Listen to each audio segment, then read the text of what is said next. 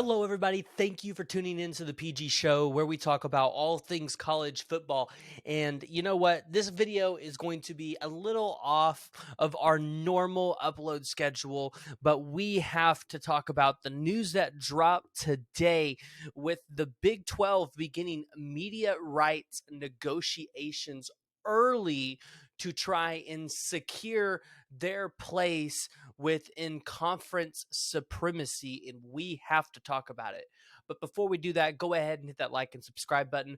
Let me know what you guys think in the comments below. We've said it many times, but what teams do you think the Big 12 can realistically go grab?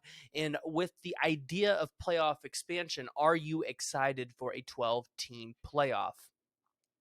Earlier today, it was announced that OU and Texas could leave for the SEC sooner than 2025, as the Big 12 has now began media rights negotiations with Fox and ESPN and potentially some others to try and secure their spot within conference supremacy. And this is a big one because now this opens up the door for them to potentially go out and grab other teams like Oregon or Washington, Utah, Arizona State, or maybe even try to be the first conference to 20 teams by additionally grabbing Arizona and Colorado and maybe Cal or whoever that might be.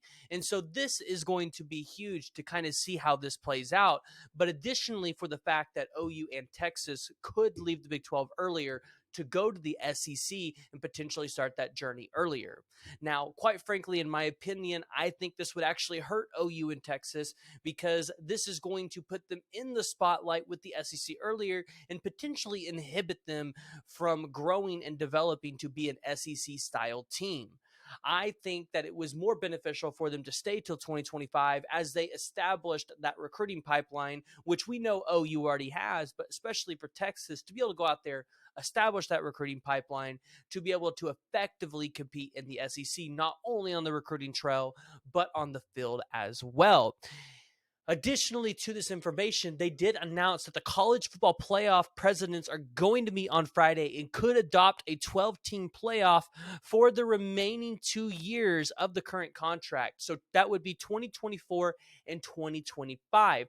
So this leads you to believe that OU and Texas might not leave in 23, but 2024. So they would at least get potentially one more year in the Big 12, and that would make sense across all conference alignment in the NCAA because USC and UCLA are currently slated to leave the Pac-12 for the Big Ten, and it would make sense that other Big Ten schools could move to the Big 12 as well during that time.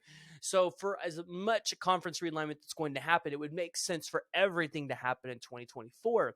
But this new idea of having a 12-team playoff model is actually pretty interesting because we have been saying it, expand the playoffs. You even hear RJ Young saying it, expand the playoffs, you cowards.